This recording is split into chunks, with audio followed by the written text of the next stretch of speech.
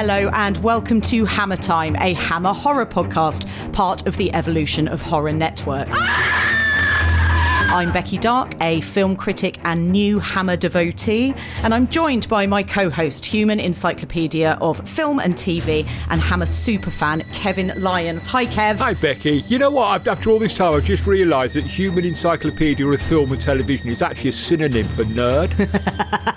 And I'll take that. I mean, I'm happy to be a nerd. I've always been proud of being a nerd. But it is literally on this episode, how many episodes in we are, that I've realised that that's what it's a synonym for. And I'm quite pleased with it. Yes, so you should be. It's a compliment. Also, while we're here, and I described myself as a new Hammer devotee, obviously that is my new self-imposed nerdy title that I've given myself after I was Hammature for weeks on end. And I realised that we had never given proper credit to the person who came up with that very clever pun. And I thought it was worth giving a shout out to Phil Buckley on Instagram, because I used it for weeks and weeks, and credit where credit's due. So thanks, Phil. Well done, Phil. That was excellent. They kept me entertained for quite a long time, Hammature, so thank you very much, Phil. That's brilliant. In this podcast, Kevin and I are watching and discussing every horror film in Hammer's back catalogue. And this week we're back with... What's that in my hair? Oh, it's okay. It's just the Gorgon from 1964. This strange, unearthly creature returns to petrify every human being who crosses her path.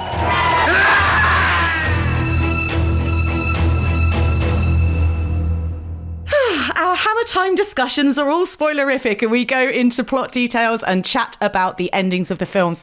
So if you'd like to watch The Gorgon before you listen to this episode, you can currently stream this one for free on Plex, or it's another one that has had one of those gorgeous releases on Blu-ray by Indicator.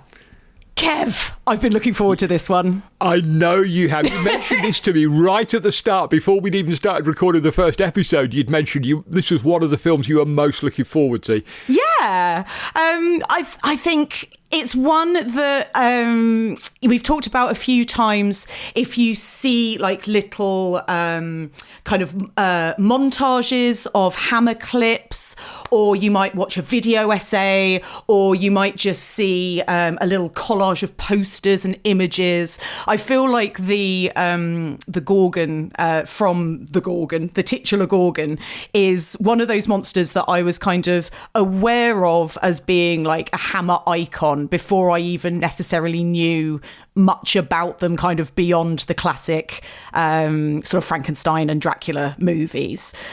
So yeah, I've been looking forward to figuring out exactly what this one's all about, really. Excellent. Well, she's quite a striking image, isn't she? So she is. There are a few faults with the special effects we'll touch on, but I think they still work really well. And yeah, she's a lot more iconic than, sort of, forgive me, Christopher Lee, but a man with fangs.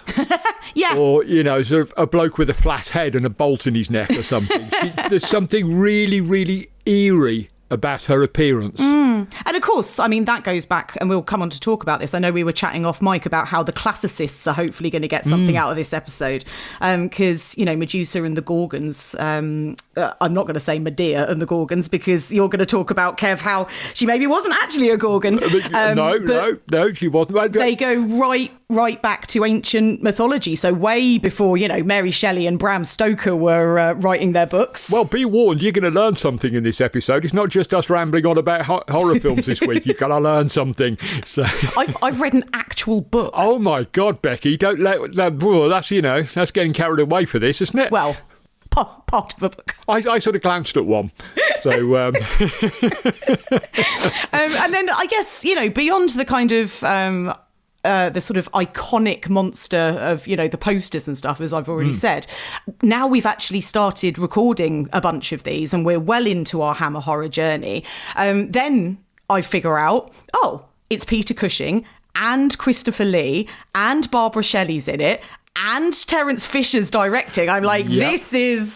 this is a cast and a crew of people, right? Like these are these people that we come back to time and time again, kind Indeed. of reliant, safe pairs of hands. The sad news is that, yeah, you're right. We have, these are the return of, some of the big players at Hammer. This is the first time we've seen Peter Cushing and Christopher Lee together in a Hammer film since The Mummy.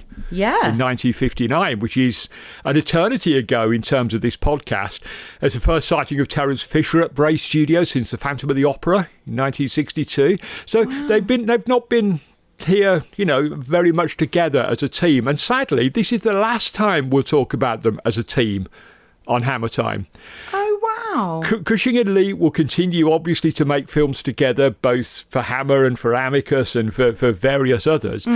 But they won't make another one together with Terence Fisher. Wow. Terence Fisher will work with them separately, but it's the last time we'll see this winning team together, which is kind of sad. They do go off and they make a film for Planet Films called Night of the Big Heat in 1967. Okay.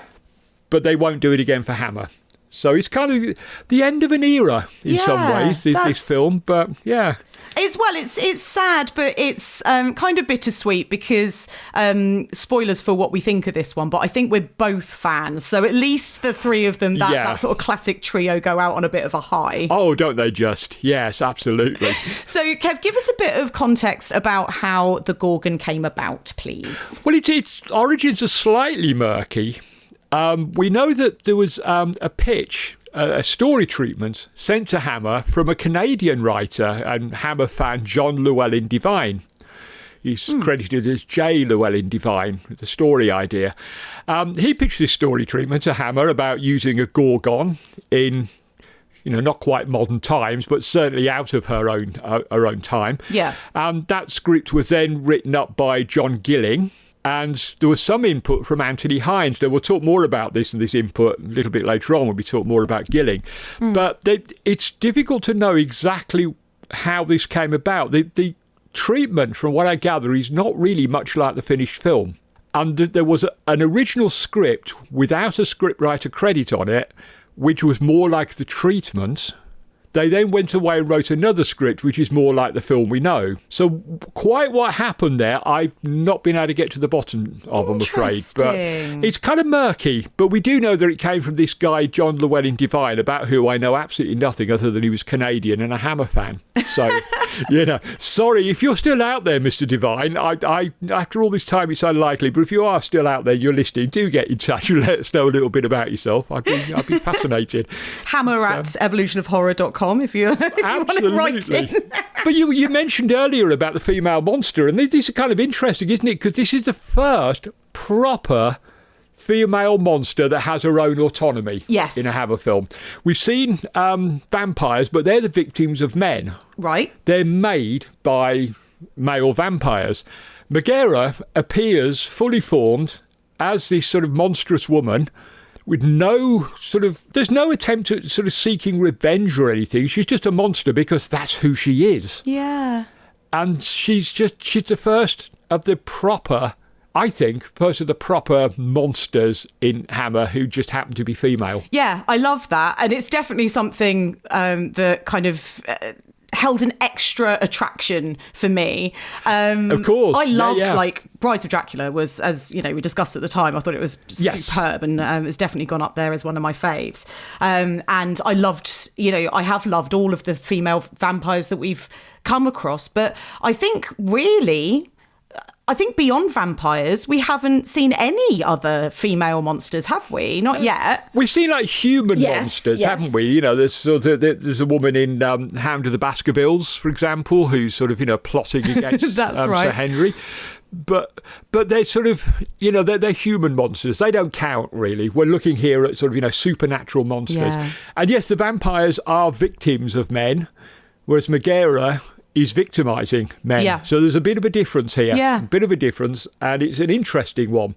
And it's not one that Hammer would pick up and run with for a little while afterwards. It's kind of, they went back to the old ways again. But that's all right. At least they tried. And, for doing it in, the time they did it, 1964, it's actually quite quite daring, quite bold, really. Yeah, definitely. And what you said just then, Kev, is absolutely right. This idea that she's a monster who just happens to be female. Yeah. We'll come on to talk a bit about kind of Medusa and how, in some ways, actually, she was a monster in myth, kind of created by men and male violence. But that's not what we get within the film. It's not. Just very much a monster for the sake of being a monster who happens to be a female. Exactly. And enjoying being a monster by the look of her. So, that's great. Yeah. Okay, so let's have a look at the plot. I have shamelessly stolen this from Letterboxd. In the early 20th century, a village experienced a series of inexplicable murders. All the victims were young men who had been turned to stone. The perpetrator of these deaths was a being so repulsive that she transformed the onlooker using the power of her deadly stare. Much of the time, the creature took the form of a beautiful and seductive woman, but during periods of the full moon, she becomes a living horror, vicious and deadly. A professor has come to investigate the deaths, bringing with him his beautiful assistant, whose knowledge of the Gorgon is more intimate than anyone would ever realise. And we're not making a noise here suggesting that the assistant isn't beautiful, because it's Barbara Shelley, who's stunning, but he doesn't really bring his beautiful assistant with him. No. No. Exactly. And also, she's also been, mentioned already in that synopsis as a beautiful and seductive woman, which, again, we'll come on to talk about. I would say the final line of that synopsis, whose knowledge of the Gorgon is more intimate than anyone would ever realise. Well, anyone who isn't watching this film, I would say, because it's pretty obvious from the word go, although there is at least one red herring thrown in. Indeed. I mean, to be honest, it's because there's only 2 female characters in the film. And one of them is quite clearly a red herring. It's so obvious from the start who it is. But I don't think this film was ever intended to be a mystery. No, I don't either. I don't think that's what Gilling and certainly Terence Fisher were trying to do. Terence Fisher was trying to make another one of his romantic fairy tales. Yeah. And I think there's none of his films are quite as fairy tale as this one. Interesting. This film is so gorgeous and fairy tale, and it has got that wonderful doomed romance at the heart of it, which Terence Fisher loved so much. So the mystery, you'll work it out within seconds, to be honest. But that's kind of not the point. Stick with it, because the film has a lot of other interesting things to say and do. Definitely that.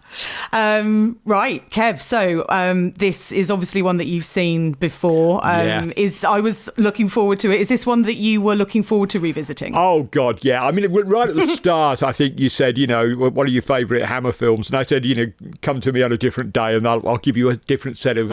but this one was always going to be one of them. This is at the very least top 5, quite possibly top 3 for me, to be honest. Wow! Holy crap! I didn't know you loved it that much. I love this film so much. I really do.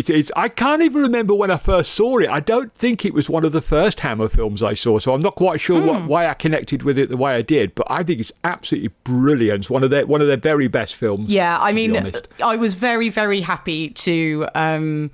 discover that it kind of lived up to my excitement as well. Excellent. As you said, this was one that I've been sort of chatting about since we did our intro episode, I think, sort of saying, it was one that I was looking forward to. And all these weeks later, I finally get around to it. And I just had the best time. From literally... the opening moments of the film where you have got swooning music over a gothic castle. Yes. And then you get the 2 names, Peter Cushing, Christopher Lee, in... And then it comes up with the Gorgon with a big sort of crash of cymbals and trumpets. Yep. And then you get a scrolling introduction that sort of overshadowing the village of Vandorth stands the Castle Borski. From the turn of the century, a monster from an ancient age of history came to live here. No living thing survived, and the spectre of death hovered in waiting for her next victim. And I was like... boom, I am in. This is everything I want. That'll do for me. Yeah, it is. It's everything you want from a 60s Hammer film, isn't it? That's what's brilliant about it. It's not an obvious one. It's not doing things that Hammer have necessarily done before, but it kind of encapsulates everything that I love about the 60s brand of Hammer horror. So it's really clever in that respect, that it's a very typical Hammer film, while at the same time not. It makes perfect sense. I know exactly what you mean by that, and you're really right. Well, I mean, what can you say about it? We've got to fill up, another hour and a bit of this, but I mean, I just want to say how brilliant it is, and that will do for me, because just go and watch it. It's great. But it's so great, particularly, I think, to have Terence Fisher back. Yeah. You can spot the difference immediately. Like you said, from those opening scenes, you can tell that this is a Terence Fisher film, even before his name comes up on the credits. If you look at this film's double bill mate, The Curse of the Mummy's Tomb, or better still, don't. We'll talk about that next week. Or if you look at, the previous film, Freddie Francis's The Evil of Frankenstein, and it's immediately obvious that Fisher was in a very different league. This is what I was going to say about Evil of Frankenstein, is it's so interesting after having spoken about that last week and talking about how, Freddie Francis has done some great films that we've watched, but they've been those black and white psychological thrillers. And we discussed last week how he didn't really do his best work with the Gothic, and then straight off the back of that we come into the Gorgon, and it's like, oh, it's okay, everybody. Yep. Terence Fisher's back. Yeah, exactly. The master's back. We're all right. We're in safe hands. This is good. And you know what? I mean, Fisher himself said he was unashamedly and totally without modesty very proud of it. Oh, I love that. Honestly, Terence, no one would begrudge you that, because you're absolutely right to be proud of this film. It's definitely. I think it may have been his favourite film, to be honest. It's it's just a magnificent achievement. It's so lovely to have that dream team back, isn't it? Of definitely Cushing, Lee, and Fisher, and they pull out all the stops for this one. And it's just really fun. Yeah, I just had so much fun watching it. It's the most entertaining film that I've seen in a while. We've watched a lot of really good kind of twisty-turny thrillers. Yeah. We've watched a couple that have been a bit bleak and a bit, they make you think about stuff. We've been talking about, mental health and that's right, yeah. gaslighting and that kind of thing. Then we've had a couple that maybe we haven't loved quite so much. And with this one, like I say, after that sort of rolling credits, and it comes up with Terence Fisher's name, it comes up with the Gorgon, you've got this amazing kind of ethereal kind of female choral music. And from that moment onwards, I was just in, and I was having to take notes because I always do, and I only ever have time to watch them once, so I have to sort of watch it and pause it and take some notes, etc., etc.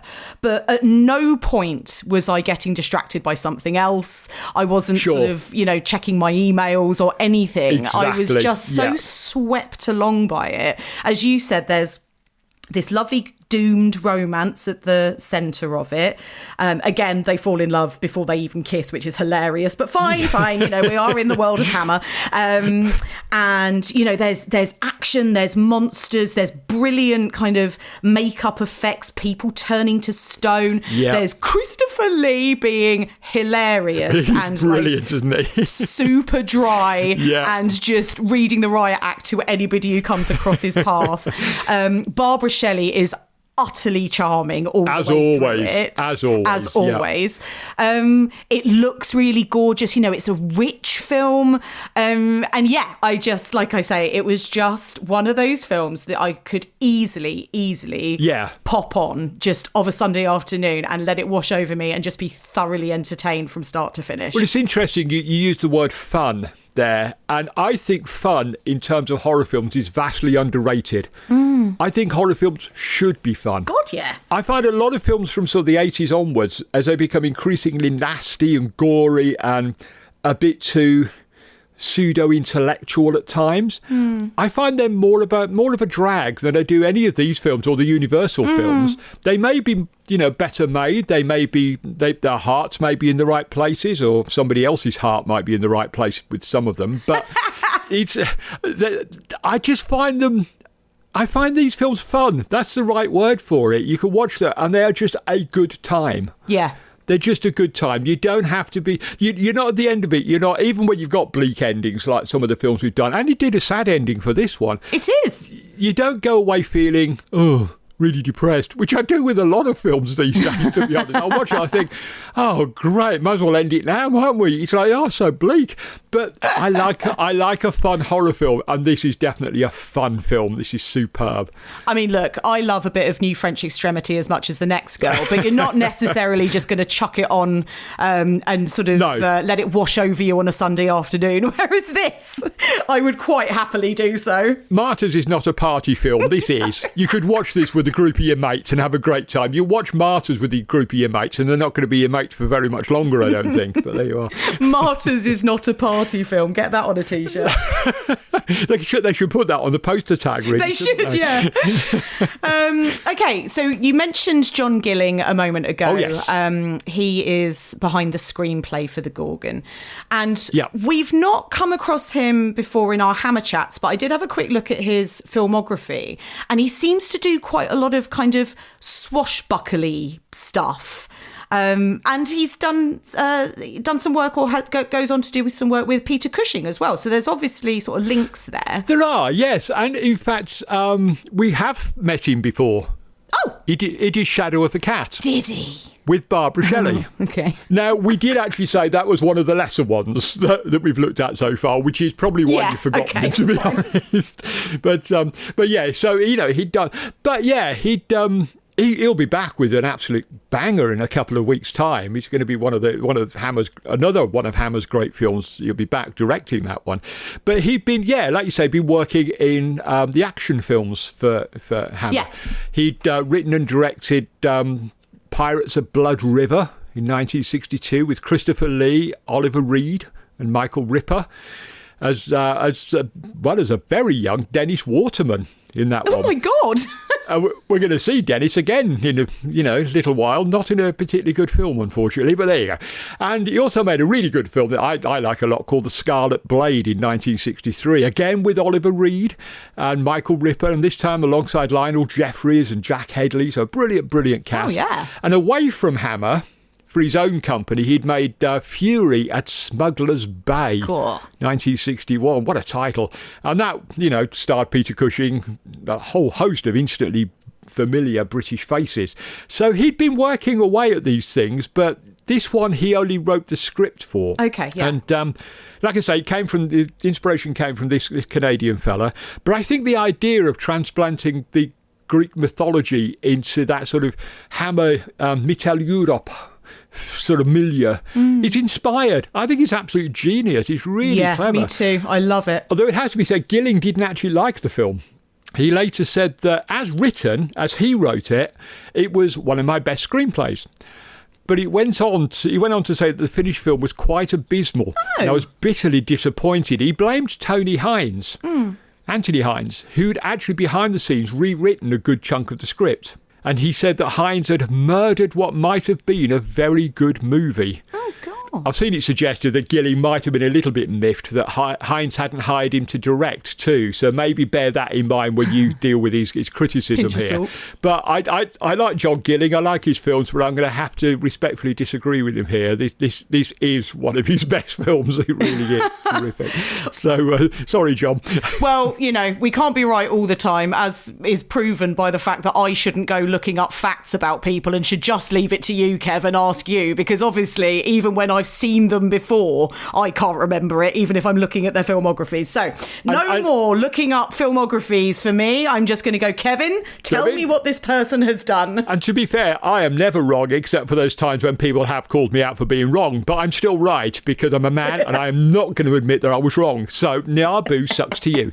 So. God, I haven't heard Yabu sucks for a while. Amazing. May use that again before we finish. One of the things I do really like about this, the screenplay and the story kind of at the heart of The Gorgon, is this idea of kind of the conspiracy of silence within the town. And I think when I described the film earlier as being rich, I don't necessarily mean that just in the way it looks, although it absolutely does look that way. It's more than just a sort of people turn up to town and monster on rampage film. Yeah. There's this, it's kind of I don't know, it's interrogating this idea of a town or a community being so terrified by something that they are in almost complete denial about it, and they will allow awful things to happen and even go as far as to cover things up, rather than kind of face up to it, because this fear is sort of all pervasive throughout a community. And I just thought that was a really lovely addition to this story. I agree with you totally, and we'll see it again in some of the later Hammer films, that we're going to have these communities afflicted by supernatural menaces and they can't do anything about it, or won't do anything about it, won't even acknowledge it. One of the things that sort of strikes me with that is that I'm almost afraid to use the phrase because it will probably get lumped in with the rest of them otherwise, but this is something you find a lot in folk horror films. These little communities where they know something's going on, but they're not going to tell anybody about it. Now, sometimes with that, it's out of choice. If you look at The Wicker Man, they choose not to tell Edward Woodward that, you know, what's going on here. But it is that sort of secretiveness, that collective guilt of a community. And that's really fascinating. That's from a sociological and psychological perspective, that's really interesting. The fact that small groups will behave as a herd almost of humans, and they'll sort of all close ranks. And even when help arrives, they won't help. I mean, you know, you've got the elder Professor Heights in this. He's getting close to the truth. So what do? They lob a flaming torch through his hotel window and try and drive him out of town, rather than accept the help. That felt particularly folk horror to me. When the mob arrives, and at first he just kind of hears them in the distance shouting, goes to his window and is just immediately confronted with literally a flaming torch being thrown through the glass, and it kind of catches on the carpet, and then this mob of men sort of follow it through and threaten him and beat him up. And that's right. I don't know, it felt I know it's a very different tone of films, but it almost reminded me of kind of a bit of Straw Dogs mentality, you know. It is. It's that small community thing, isn't it? That's sort of so scared of what it is that's living among them that they would rather not prod it with a stick, if you know what I mean. They had it in their power to combat Megara.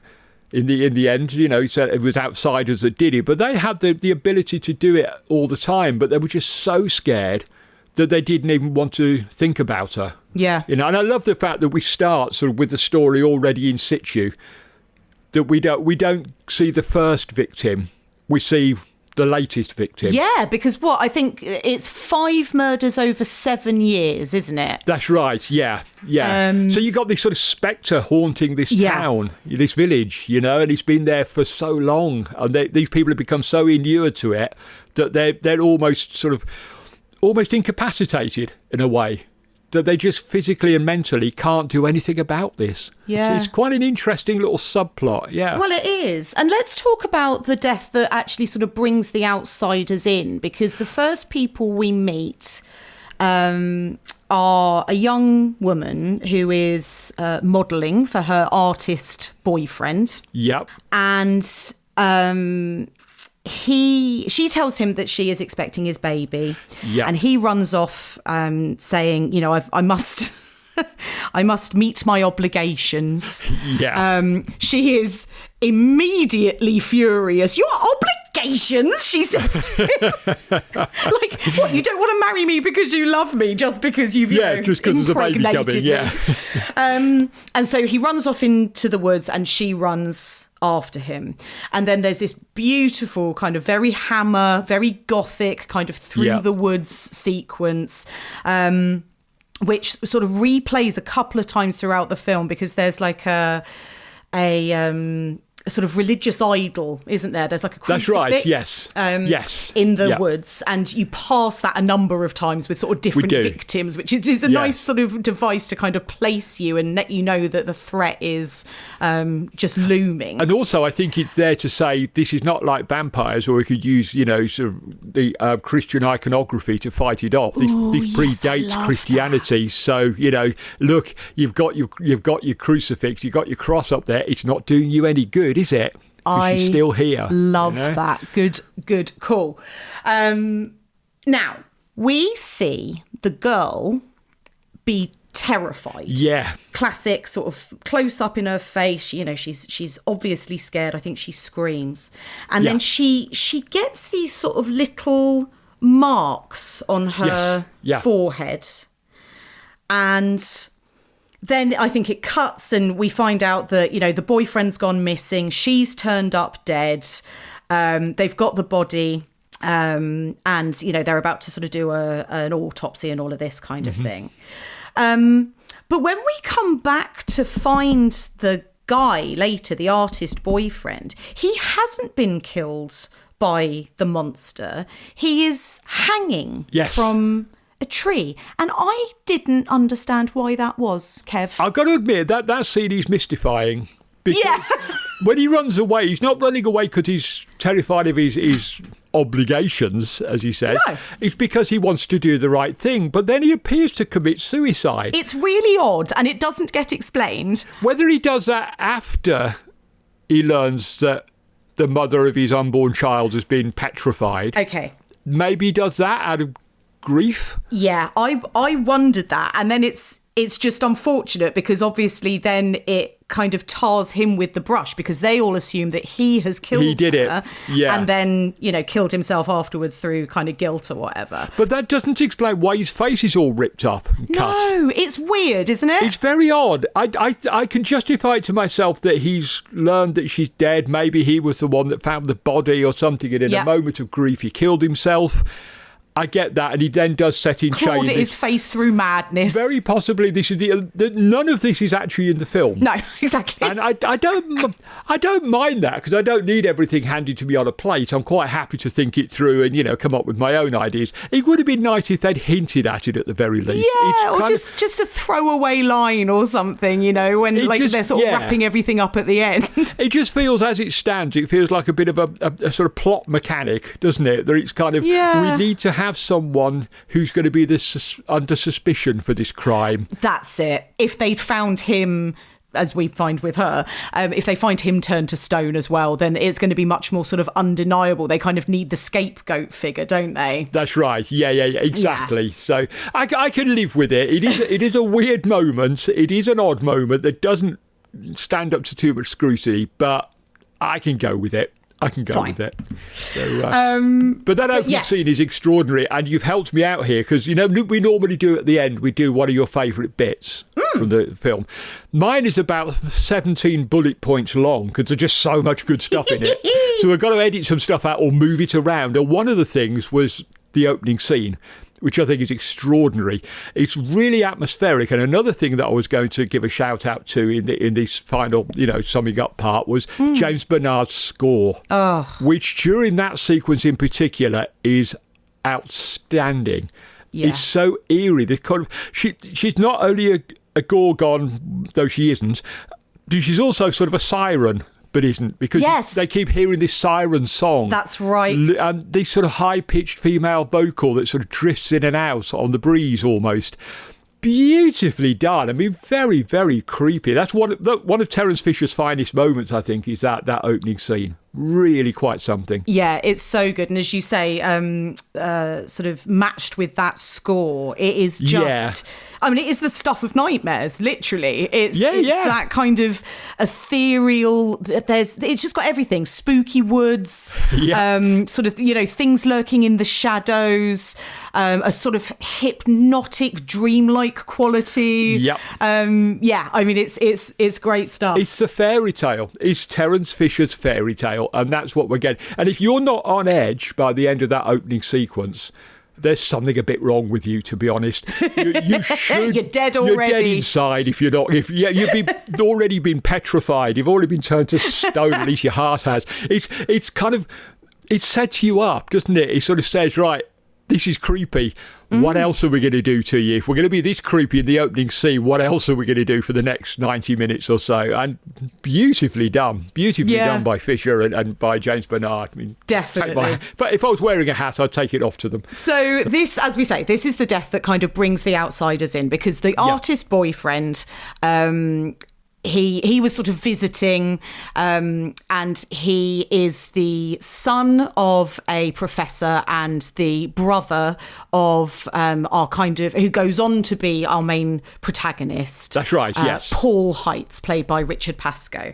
And so the girl's body is found. It is taken to, and this is where Peter Cushing comes in, Yep. Dr. Namarov. And he is the kind of local doctor. He seems to work in a hospital, but it's like a sort of, is it a facility, like a medical institution, basically? It seems to do a bit of everything, because there are It's a obviously sort of catch-all psychiatric thing, patients isn't it? there as well. It's a catch-all thing. It's a medical facility. So, yes. Exactly. And he's got his assistant, Carla, played by the wonderful Barbara Shelley. Yeah. And I do love that she is his assistant as well. Yeah. She's not just another nurse or, sure, an attendant or his housekeeper. She's very clearly sort of spoken about and acts as his assistant, which I really like. And the petrified body of the young girl comes into their care, and the way that we discover as an audience that she's been turned to stone is because Barbara Shelley's got the body on a stretcher, and she wheels it through and she knocks it on the door frame, and one of its fingers falls off, and she is mortified. Bless her. Another one of my key moments for the film. So there we go. I'm down to about 15 of them now. So that's excellent. Really good. Yeah, that is a lovely moment, isn't it? Really good. It's so good. So let's talk a little bit about Dr. Namarov. Or Dr. Nasty Cough, as Christopher Lee kept calling the character. He often referred to him as Dr. Nasty Cough. So love that. And to be fair, he is a bit nasty. He is. And what I kind of wanted to ask you is Peter Cushing the baddie in this film? Do you know, I don't think he's quite as clear-cut as that. No. I think he is and he isn't. I think he is... He's basically playing a variation on Frankenstein, to be honest. He's a very misguided medical man. We even see him cutting up cadavers. Yeah.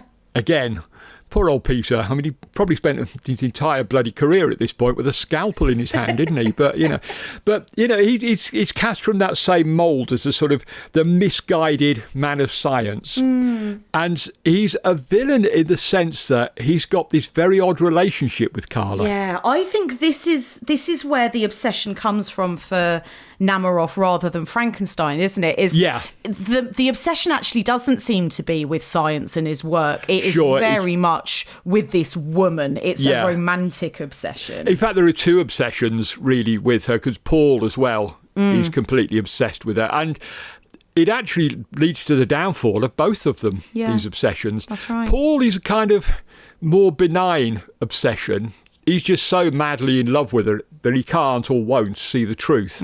He's obsessed to the point of madness almost with this woman. And given that she looks like Barbara Shelley, I can't really fault him for that. And Carla is such a lovely character. She is. She's great. In this. Love her. You can quite see why he would fall in love with her before he kissed her.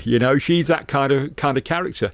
Namarov's more difficult because I can't work out, and I've never been able to work out, whether he's overprotective or just over-controlling, or maybe a bit of both. Yeah. And he's quite a nuanced character, and I don't think anybody else would have pulled that part off as well as Cushing does, leaving us not sure what his real motives are. He doesn't seem to have much of a sexual desire for Carla. I think... one point, but it's very it's almost quite chaste compared to some of the, No, he tries to kiss her at one point, doesn't he? And she sort of pulls away. He's like a teenage boy, isn't he? That sort of, like met a girl he likes for the first time and doesn't quite know that this isn't the right thing to do because teenage boys don't. Oh, definitely. And I think that's possibly what it is. He's an overgrown teenage boy, but is he also trying to control her? Yeah. It's a really interesting nuance there, I think. It is.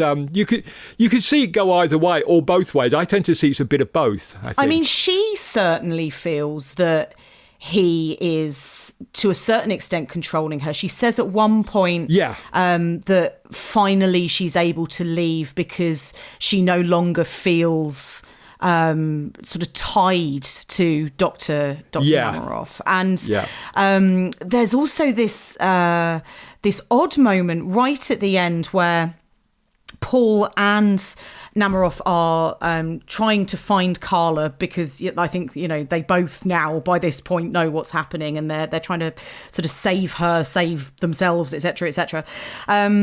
And they both turn up at the castle, both men, and it turns into a literal fist fight over this woman. But when Paul first arrives, Namarov says, "I am waiting for Carla, Mr. Heights," as if he's got this like ownership over her, even down to the kind of point of, you're not even allowed to be here looking for her because I'm the one that's waiting for her. That's right. You know? Yeah, I'm the one that's doing that. Yeah, and it's interesting as well that we'll talk about the ending when we get to it.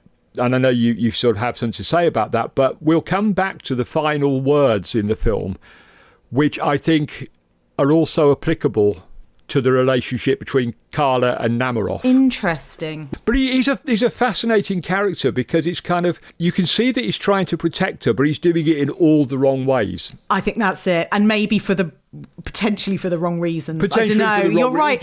But you're so right about what you say about Peter Cushing, because I think a lesser actor may have played it with a bit more mustache twirling. Yeah. A bit more kind of broad strokes. But you're right. And even the fact that I needed to ask, is he the baddie? Sure. Because I'm not convinced that his character is as simple as that either. I think that he's definitely more nuanced, and that makes him way more interesting. He's not a goodie. No, he's definitely not a goodie. But is he actually the villain of the piece? I don't know, possibly. I think it's one of those films where whoever you are, whatever your life story is, you'll take a different approach to who he is and what he's about. And I think that's interesting. I think Frankenstein's a really good comparison, actually, not just because it's Cushing in the role, but Frankenstein is so famous as being this story where Frankenstein is the monster, not the monster. Yeah. Whereas in this, the Gorgon is obviously the monster. Course. So it's not like it's one of these films where it's got a sympathetic monster. No, she's not at all sympathetic, Megara. No, she's horrible. But I've literally only just thought of this, so talk amongst yourselves while I try and get my head together. It probably won't happen. You may have to go and discuss this at length on social media. But Namarov is one of Megara's victims eventually. Yes. Like the woman kills him and sort of frees Carla briefly from his captivity, as it were. I haven't thought that one through. Come back to me. Send me a message. We're going to do. I like it. You like it? Okay. We'll go with that. If you want more, we're going to do a mailbag episode soon. So send us a thing saying, has Kev thought about that a bit more in detail, and has he realised what an idiot he sounded? But just send me that in and sort of No, I like that, Kev. I do, especially because obviously they do have this. Well, they literally share a body, really, these two women, don't they? That's right. They are not sympathetic. What's the word? Symbiotic. Symbiotic, yes. Symbiotic relationship. Yeah, exactly.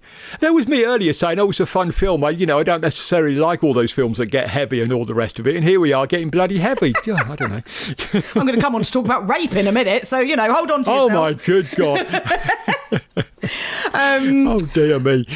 Let's talk about the Gorgons. So it's really fun. We've already sort of spoken about this, that it's fun to have a Hammer horror film that's based on an ancient Greek myth. And I think a lot of kids in the UK study sort of ancient Greece at school. And I certainly did. And, it was something that I always held quite a lot of fascination. You learn about all the gods and goddesses, and especially if also even out of school, you're watching stuff like, the Ray Harryhausen sort of myths and legends. I was going to say, that's how I got into Greek mythology. Yeah, Jason and the Argonauts. I watched that and I went straight down the library and got all the books out on Greek mythology I could find, because that was exactly that was awesome as a kid. We've been talking about this in terms of Terence Fisher and it being a fairy tale, but beyond that, it is like this. It's drawing on this very sort of grand and ancient mythos of, ancient Greece. It was kind of almost like the original version of the Marvel universe, wasn't it? Yeah. You've got all these sort of superhero characters going around having adventures. They're all tied together. You could imagine them sort of making them into a sort of, oh, please don't. Please, if you're listening, Hollywood, please don't do this. I'm just thinking out loud. But you could make a shared universe film based on the Greek myths. But please don't. You'll only mess it up. So please, it's just, I'm thinking out loud. Don't listen to me. I'm an idiot. We've established that. So please don't do that. Well, the Eternals. Is that a bit... I have seen it, but I can't remember. It's been a while. Anyway, never mind. Let's leave Marvel alone. Let's leave all that. Yeah, because I'd given up on it by then, so I haven't even seen that one. So let's move on. Okay. Sorry, I interrupted you with an idiot idea. Do carry on. We've sort of touched on it a little bit about, Medusa, the Gorgons, Megaera, who is who we've got here, and about this kind of extremely not the monster just actually being a female, but the Gorgons specifically, I think, in some ways kind of contradicting what I said earlier about that being a specifically female character and female monster. And there's been so much written about specifically Medusa because she's a character from Greek myths who has been long sort of debated, I think. But one of the most famous versions, and this is something I've been this is when I said earlier that I'd been doing a bit of reading. I dug out my copy of Women and Power by Mary Beard, the incredible Mary Beard. Yeah, oh great, yes. Oh my God, I love her so much. And I was like, I've read something about this and I know that Mary will have my back. So I dug my book out and gave it a bit of a reread over my coffee this morning. And one of the things about Medusa that has been picked up not only by classicists like Mary Beard, but also by like feminist scholars and critics, is this idea that she's actually a very early example of victim blaming. And so Mary Beard, in her book Women and Power, writes, "There are many ancient variations on Medusa's story. One famous version has her as a beautiful woman raped by Poseidon in the temple of Athena, who promptly transforms her as punishment for the sacrilege, open brackets, punishment to her, note, close brackets, into a monstrous creature with a deadly capacity to turn to stone anyone who looked at her face." And then Mary Beard goes on to say, "It hardly needs Freud to see those snaky locks as an implied claim to phallic power.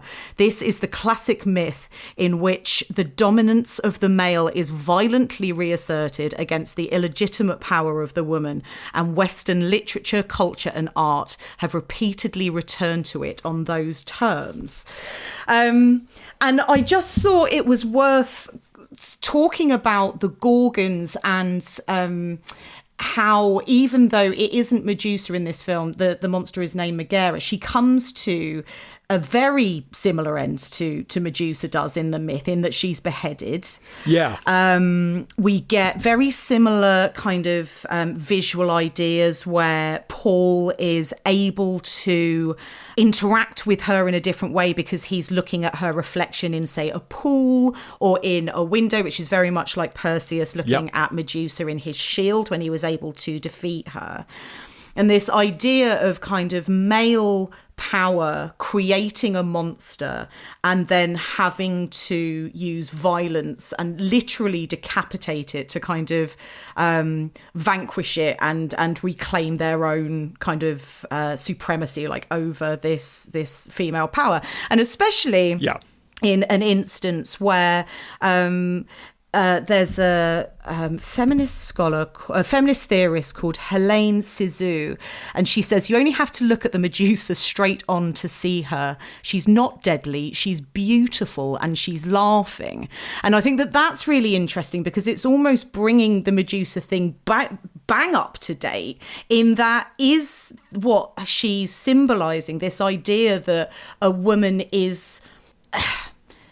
a man is too scared to look directly at a woman for fear of seeing her as she really is, which is powerful and beautiful and joyous and living with her own agency and on her own terms. And all of that, I really do feel, is very mixed up with this kind of objectification of Carla, the jealousy around her, the fighting over her. It's almost like Paul and Dr. Namarov don't ever really see her for who she is. They only really see her for her beauty.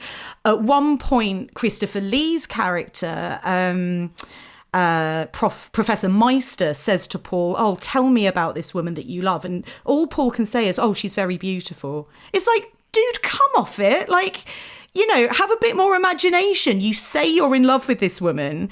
You know, do you want to maybe talk about the fact that she is an assistant to a famous doctor? You know, all of that kind of thing. She's warm. She's obviously a very smart woman. Yeah. And I just thought that there's quite a lot of sexual politics within the script that plays into both the sort of mythic portrayal of Medusa and the Gorgons as these figures of female power that have to be decapitated so men can regain their supremacy, and more modern readings, which is so much more around this kind of victim blaming and objectification, and how men are scared of women's strength. There you go. I'm done. I did tell you you're going to learn something. You've got more to learn in a minute as well. But I think it's interesting as well that we've got the first female monster with her own agenda, as it were, in this film. She's not beholden to any men.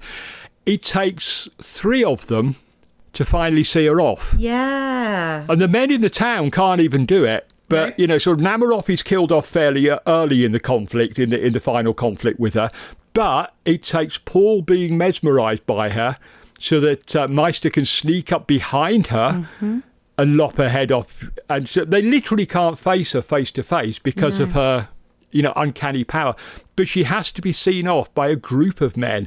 And whereas, you know, so Dracula is killed off by Van Helsing. And so Dracula is a good example, I think, as a kind of counterpart, because what I was going to say is monsters like Frankenstein's creature or the werewolf or even Hound of the Baskervilles, these are monsters who kind of flare up very quickly, might go on a bit of a spree killing for a couple of days, maybe weeks, and then, you know, the men band together and they see him off and they kill the monster and it's sort of all over and done with.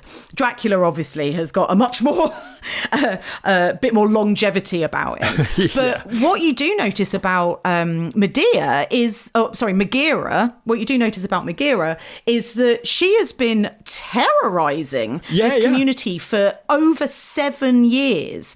And, you know, it's only now that we catch up with the story as an audience that we're kind of almost meeting her at her end. You know, it would have been so interesting to know a bit more about all of the dreadful stuff she's been doing for 7 years before, but that's how powerful she is. The one time I would have loved to have seen Hammer do a prequel, to go back and see how Megaera got there and what she was up to in those 7 years. I would love to I want to see that. Megaera's high school years. Come on.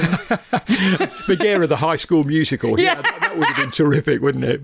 But tell us a bit more about the Gorgons, because you said that, I think you hinted earlier, that Megaera isn't even a Gorgon. So where does that come from? She's not one of the 3 Gorgon sisters that we know from the mythology. That they were actually, I don't know how, look, you know, I've read these books over and over and over again, and I've never actually said a lot of these names out loud, so bear with me. But there were 3 sisters, Sthena, the mighty, Euryale, the far-springer, and Medusa, the queen/mortal. And they were the 3 Gorgon sisters. There wasn't a Megaera amongst them. However, there is a Megaera in Greek mythology. She was one of the Erinys or Eumenides or Furies, as they become known over time. She was the daughter of the goddess Nyx and, bizarrely, the river Acheron, which was the entrance to Hades. But, you know, you do find in a lot of these mythologies, parts of nature are sort of sentience. Yes, and yes. So they are sort of, they've been anthropomorphized. That's the word I'm looking for. And I wonder if there was a little bit of confusion here on the part of the writers that Acheron, the guardian to Hades, was also supposedly the father of the nymph Orphne, who's also known as Styx, as in the river Styx, or Gojira, not the Japanese monster. Oh. Not Godzilla, Gorgyra in this case. And that is actually spelled Gorgyra. Oh, like Gorgon. I wonder if there was some slight confusion, some sort of mismatch of memory from the school lessons, school history lessons. Yeah. And they thought, Gorgyra, she's a Gorgon. And she was the daughter of Acheron, so therefore Megaera must have been one of the other sisters. Yeah. I don't know that for a fact. No, it's possible. But it's possible, isn't it? But yeah, Megaera was actually one of the Furies. One of the Furies. Of Greek mythology. Why they didn't call her Medusa, I don't know. I really don't know. I know. It's not like it's copyrighted. No, and she is one of the most famous figures in Greek mythology. So the only thing I can think of is that there was this sort of confusion with Gorgyra, which every time I say it does sound like Godzilla, doesn't it? But I mean, it's like It does, yeah. Well, maybe that's where they got. No, they didn't get it from that at all. Of course they didn't. But you know what I mean. But she's certainly not a Gorgon sister. But hey, who cares? It works in the story. And let's talk about her and how she looks, how she's performed, because Barbara Shelley, although she plays Carla, and Carla is the kind of human personification of Megaera when there isn't a full moon. So again, there's a bit of a sort of werewolf, similarity. There is, yeah. But Prudence Hyman is actually the actress who plays Megaera, and she, I think. And I know that you said earlier that there was some slightly dodgy special effects. But yeah. I think they're really effective. And I don't like snakes, and I don't like how her hair moves, and it really creeped me out. It's really funny that Barbara Shelley did actually say on more than one occasion that she offered to do the part with live snakes in her hair to make it look better. And Hammer weren't going to have it. So they cast Prudence Hyman because she's actually a ballet dancer. And what they wanted Megaera to have this kind of otherworldly gliding feel to her. Right. That she moved in a sort of supernatural, glidey sort of way. Oh, my God, she definitely nails that. Yeah. And, if nothing else, ballet dancers are some of the most graceful people that have ever lived. And so she has that kind of floating ballet dancer grace. Very much to this monster, which is fantastically ironic because the way she's made up, and with those sort of, snakes shooting in and out of her hair, she's actually quite a hideous-looking creature. Yeah. But they make her movements so beautiful and graceful. I like that. It's so uncanny. Like it is. It's unnerving. She's got this stillness as well, which I think will come from this incredible posture, this stillness that will come from having such control over your muscles as a ballet dancer. Yeah. That she almost at times seems statuesque herself. And then you throw into it that she's got this hideous face, and that it's just a lot of times just the snakes that you see moving. And I've got to say, it really creeped me out. To be honest, they're not terrible, the effects. It's just by modern standards. I think, if you've seen Clash of the Titans and you've seen Ray Harryhausen's stop motion animation. Well, I mean, producer, come on, you can't compare people to Ray Harryhausen. Hammer were about to work with him, so I think he's kind of fair. He's kind of fair. But no, I think, it works. I mean, she works as a monster brilliantly. And, I think she works best in... OK, here's another one of my key scenes in the film. There's that terrific moment in the rain where Paul sees her reflected in the pond. Uh-huh. The rain splatting on the water. And you just see this face appear over his head. He's looking into the pond and this face. And that is so creepy. Yeah. The way she just sort of glides into view. And she just stands there looking at him, waiting for him to turn round so she can do what she's going to do with him. And it's like, that is so unbelievably creepy. I think those shots work really well. I think Fisher kind of had the same problem that Freddie Francis had with the monster in Evil of Frankenstein, that he kept wanting to show it up close. And I think she works best when, there's another lovely scene where we first see her for the first time. She's kind of half hidden by these columns. Kev, I was not okay. I was absolutely terrified of that shot. And like you say, it is like she's a statue. You know, very, very perfectly, she's like a statue because she's turning people to stone, but she's like stone herself, you know? And she's just standing there. You're not quite sure what you're seeing at first. No, that is exactly it. And I did that classic thing that idiots do when they're watching movies, where I like leaned forward to try and get a better look. I was like, that's not how zooming works. No, it's not. Becky. No. We're back to our other favourite thing here, aren't we? Where we're going to mention Red Dwarf when Crichton becomes human and complains that he hasn't got a Zoom facility. And he hasn't got Zoom, yeah. We just moved closer. And you've been infected by that, haven't you? It doesn't quite work like that. But that's how good that scene is. Ooh. That you know you can see something, but you can't make it out. And you want to see it. You want to look at it. And then, of course, you realise that within the context of the story, the last thing you should be doing is looking. Well, I know. So that's really clever. That is so clever on Fisher's part. It's beautifully done. And I think those moments are absolutely... She is one of Hammer's finest monsters during those moments. Well, I think a couple of close-ups we could have perhaps done without a couple of them, maybe sort of trim it down a little bit, but that's a minor irritation in a film as good as this. Yeah, and I honestly didn't mind them. I thought I thought that it was good enough. I mean, looking back to Evil of Frankenstein last week with the nightmare that we had. Oh, we're way ahead of that. We're so ahead of it. This is definitely Roy Ashton back on form. Oh, most definitely, yes. But you mentioned earlier the sort of the how iconic Megara is, and much more so than, say, you know, Christopher Lee with some fangs. But we talked at the time when we were talking about Christopher Lee as Dracula that he is genuinely frightening. And I think that Megara is the first horror monster that we've seen from Hammer since Dracula that has actually like frightened me and made me really uncomfortable. Yeah, I mean, various Frankenstein monsters have been more sympathetic. Mm-hmm. You know, they've been brutish and they've attacked people and all the rest of it. I tend to think of the mummy as being more of a victim than an actual monster. It doesn't really want to be there. The werewolf. Exactly. So, you know, yes, this is the first monster we've seen since Dracula who is unapologetically monstrous. No other agenda. We're not meant to feel sorry for Megara. No.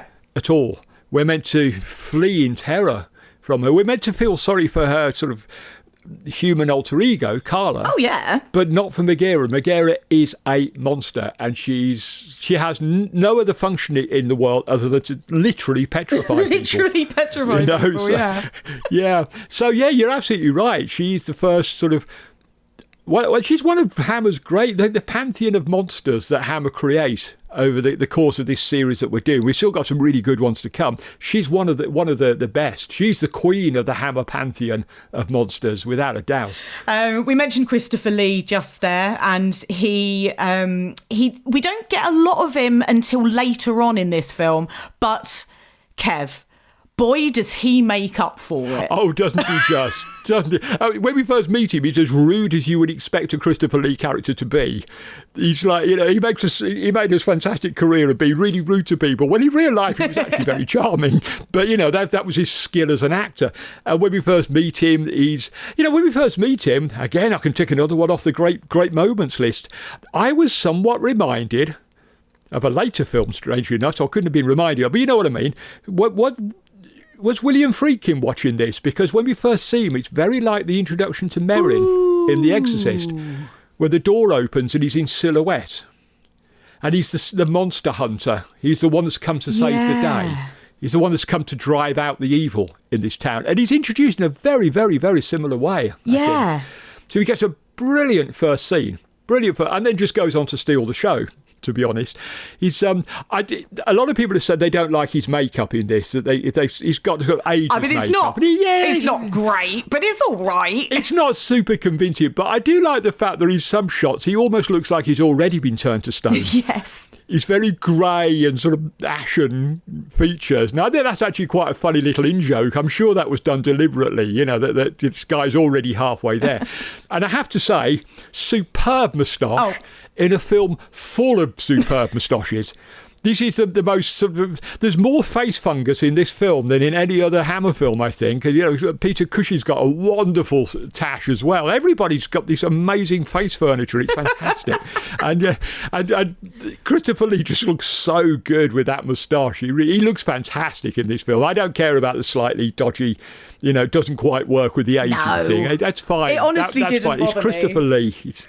It's Christopher Lee. Had he been anybody else, again, like, Cushing playing Namarov, had it been anybody else, you would have gone, oh, that doesn't work, does it? But because it was Christopher Lee and he just walked through the whole thing with absolute confidence, as he always does, you just buy it and you don't question it. That's absolutely right. I mean, what I am reminded of is the two faces of Dr. Jekyll. Yeah. Oh my God. Oh, and how again, we're way ahead of that. We're way ahead of that, exactly. Yeah. But again, Yeah. that's very much to do with the performance. And I think you've hit the nail on the head there. It's like he wears it with such confidence. Yeah. That, I mean, literally after the first sort of, once I sort of gotten used to it, I just stopped noticing it because Of I was course.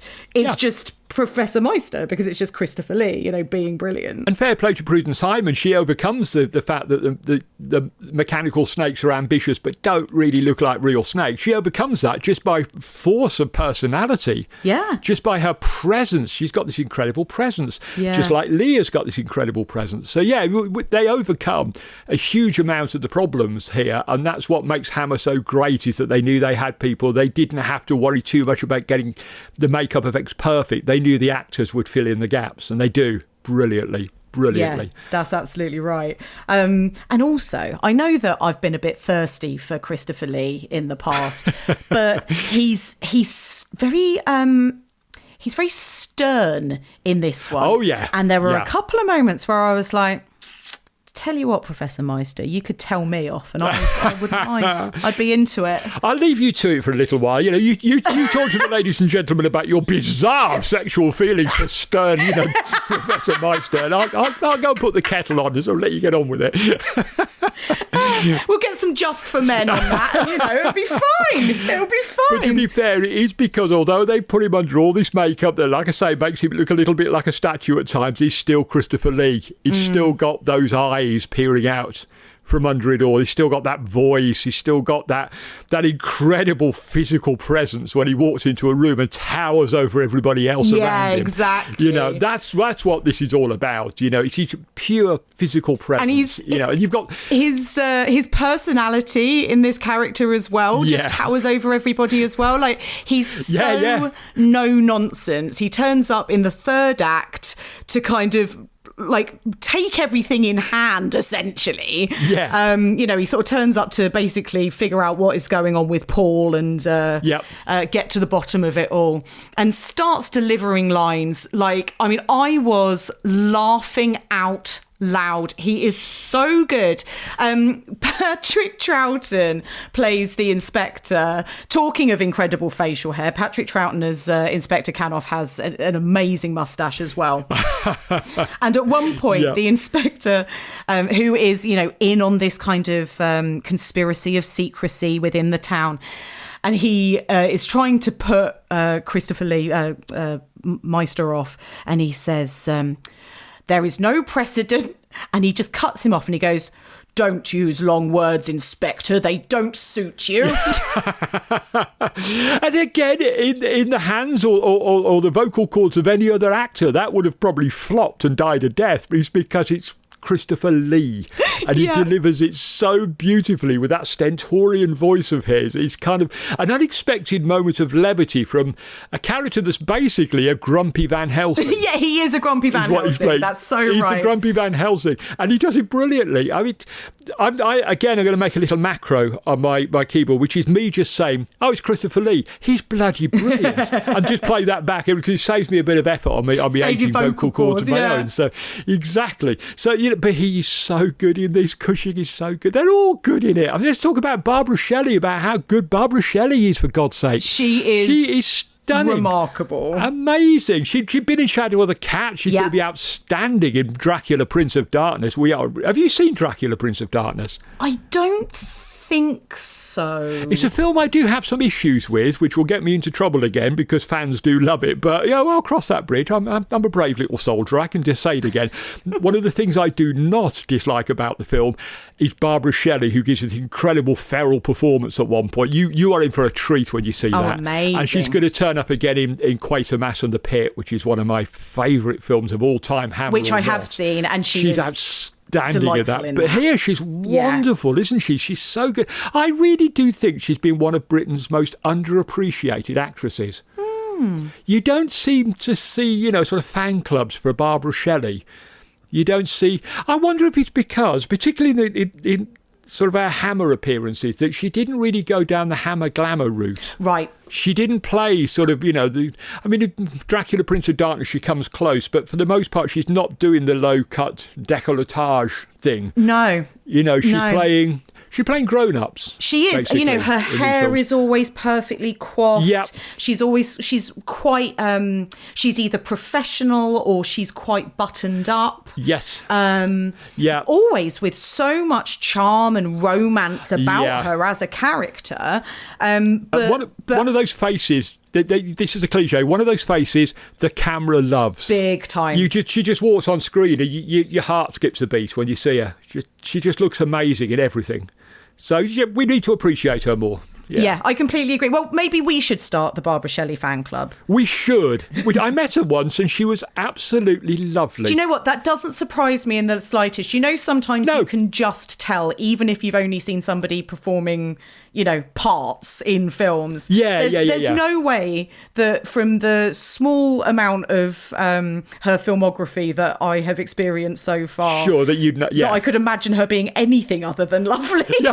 She was so charming and sweet, and she just sit and listen to this nerdy fanboy rambling on, and and maybe she's just because she's a good actress, but she gave the impression she was actually interested in the rubbish I was saying to her, and she was so some actors you can see that the eyes glaze over when you start talking the nerdy stuff. It's like it's a bit like the William Shatner thing, isn't it? Where, so for God's sake, get a life, that sort of thing. And, it's like good old William doesn't hold back. He just lets fly. If she was showing any sign that I was boring her, she never showed me that. She was lovely. And she's one of my favourite actresses. And I think, she deserves more love and affection. And by the time we get to Quatermass and the Pit, that entire episode is me going to be banging on about how great Barbara Shelley is. So, yeah. And one of the things I do really love about Carla is the character really gives Barbara Shelley a chance to shine.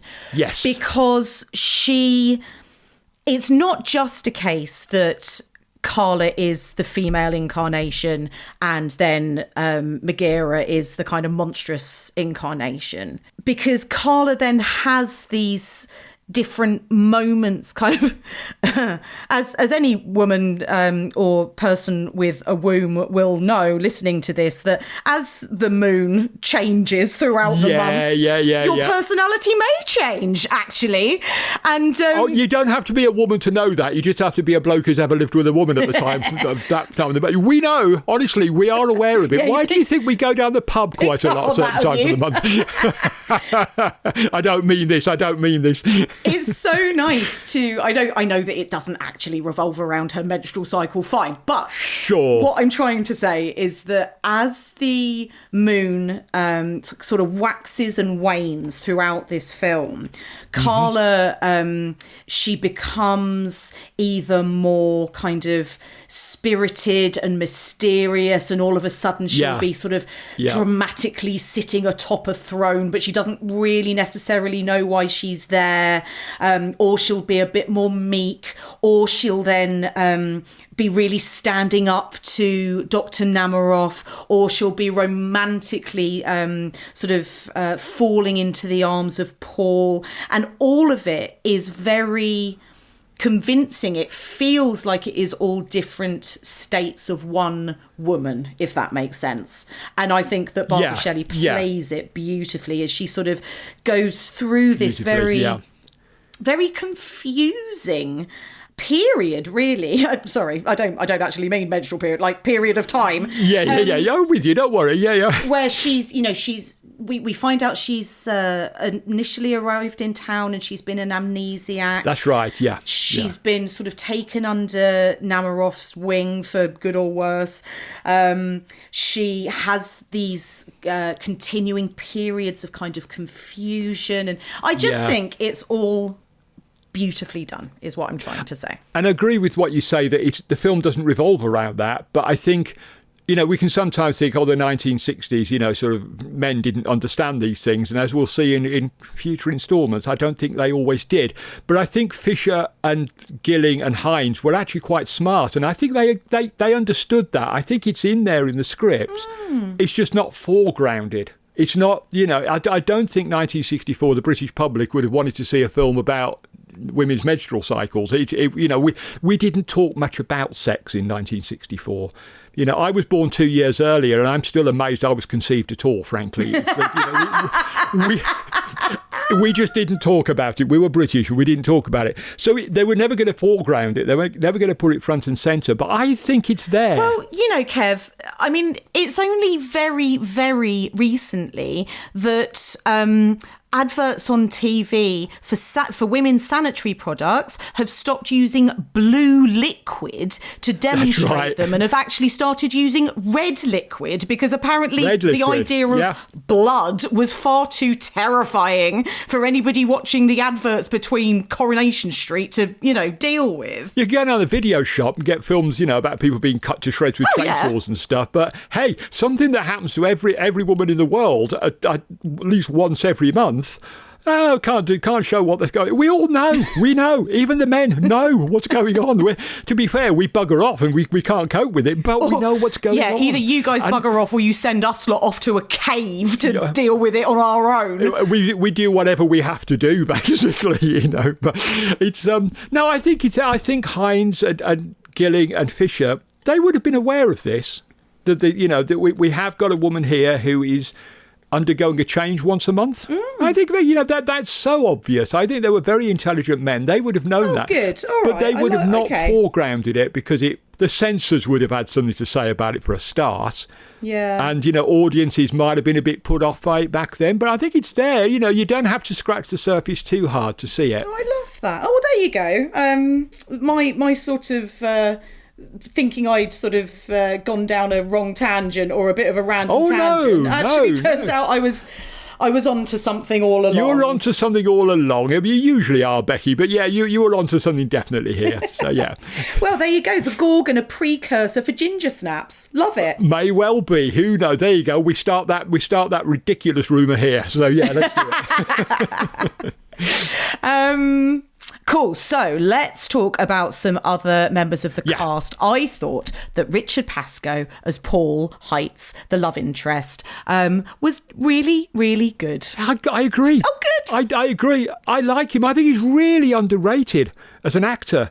He mostly worked on the stage, so you don't really see him a lot. I thought he was so watchable. I really liked him. Really good. A very likeable character. He'd been in Room at the Top, so that was a biggie, 1958, first those kitchen sink dramas. I knew I recognised him. And later on he's going to be in Watcher in the Woods, that Disney film that was a bit, bit of a mess really, but, there we go. And he was in Mrs. Brown, not Mrs. Brown's Boys, but Mrs. Brown, the film with Judi Dench. He's in that as well. And he did several... for Hammer, did Yesterday's Enemy, Sword of Sherwood Forest. We're going to see him again in Rasputin, the Mad Monk, in a few weeks. But he didn't do a lot of film.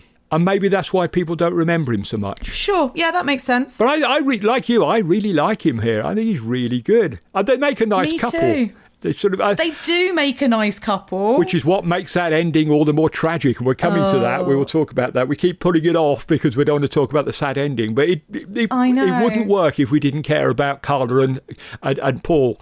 And the fact that we do is down to the performances, I think. I completely agree. And I know that I slagged him off a bit earlier for just talking about how pretty she is. Yeah. But actually, he does go on, I think, to talk a bit more about her other...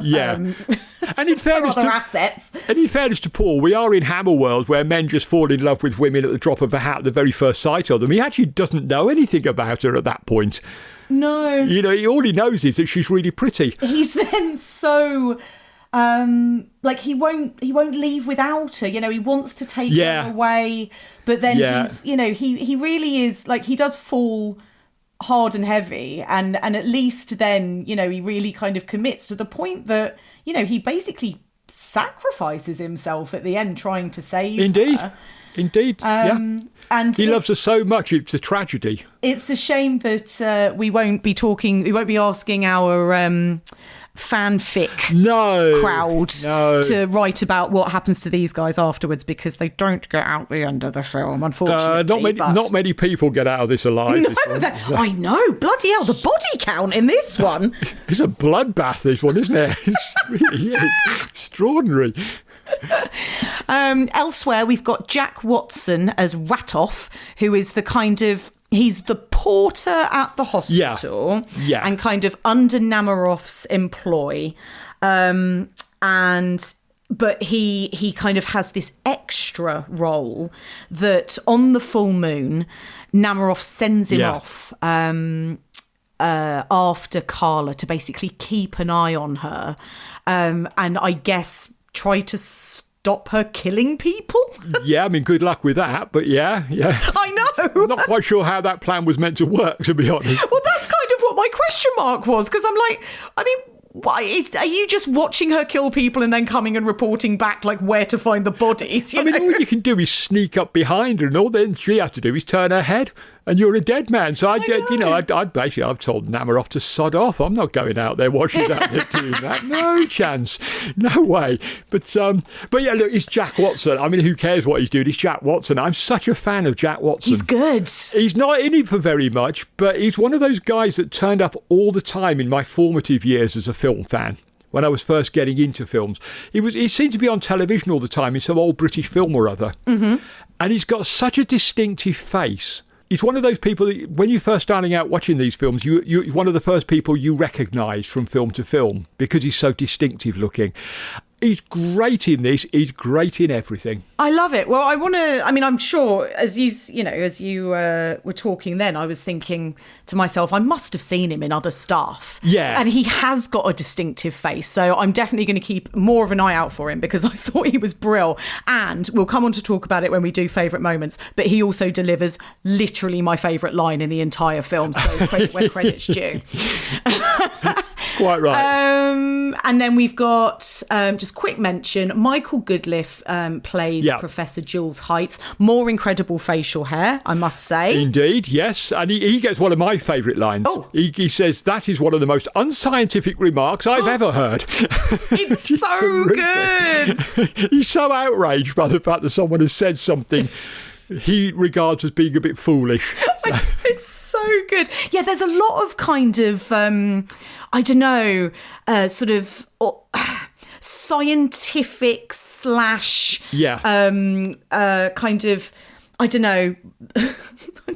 I'm trying to think of a better way to describe it than dick swinging, but I can't. So there's just a lot of dick swinging in this film. Yeah. They're all trying to show off how many books they've read, haven't they, basically? Yeah, basically. Yeah. But he's got that excellent facial hair where, like, he doesn't have a mustache. He's just got the beard. Which that's right. Not like full Amish kind of style, but just like he's got sort of a bit at the front. He looks a bit like he's out like System of a Down. That's right. Yeah, he's a sort of Victorian new metal artist, isn't he? Yes. Yeah, exactly. If only they had electric guitars at the time, he'd have had a great time. If only. If only. And then the last person I just want to mention, although you may have other people on your list, but I just want to mention, and mainly not necessarily because of the performance, because she's barely in it, but Joyce Hempson as Martha. Now, Martha is, she is capital letters TMW, the mad woman. That's in this right. One. So you've got to have a mad woman, and she's yeah, of course you have. So they've got obviously this psychiatric unit in the medical facility, medical institution, and she just spends, whenever she's on screen, she is just raving, scratching people, gibbering, trying to run away.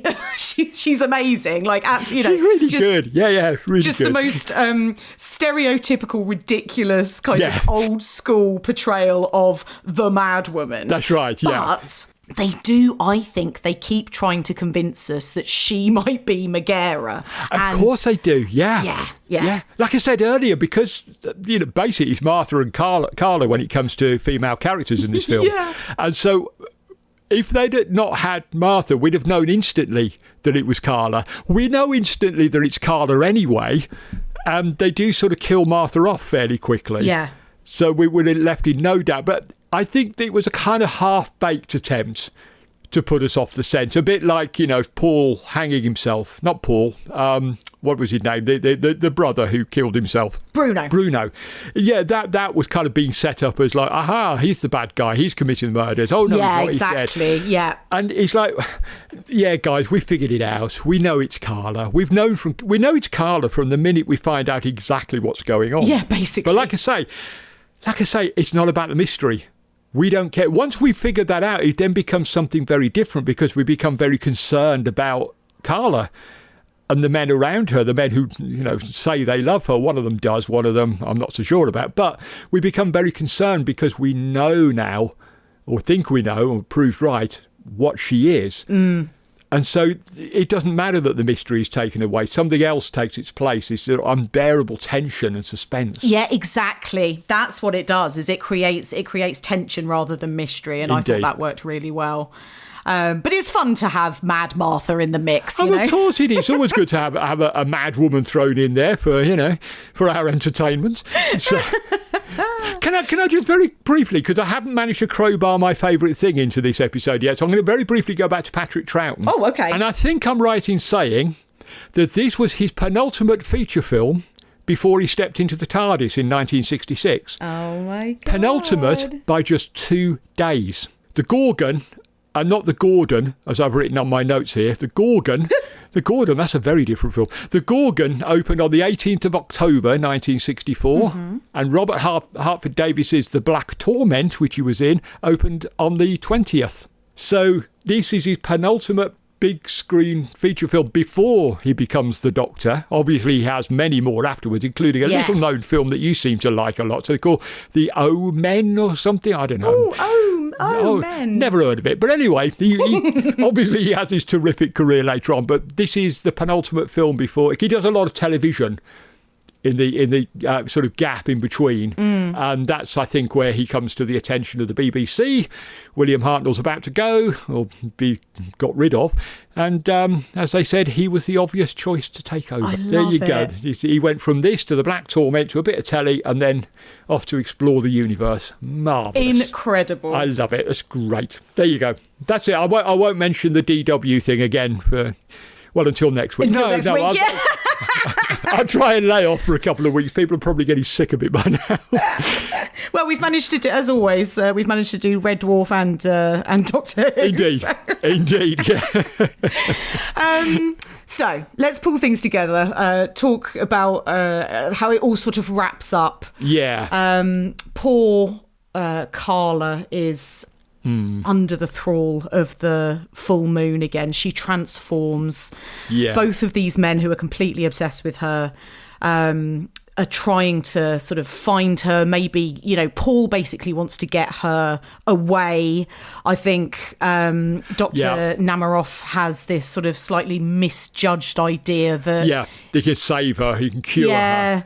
Save her, control her. Yeah. And they get into a brilliant fight. And I wondered if... I know that it's just in the screenplay, but knowing that John Gilling had done a lot of kind of swashbuckly stuff, whether he'd specifically written in a big big sort of sword and candlestick punch up between these two rival lovers. I've never seen a script for the Gorgon, but I've seen plenty of other scripts, and they will just literally say a fight breaks out. Ow! And then they just leave it then to the actors and the director and the stunt people and whoever to work it out. I would love to see a script for the Mission Impossible films. Sort of like, Ethan Hunt escapes by plane, and then they just turn it into a 20-minute set piece. Like that, which would be extraordinary.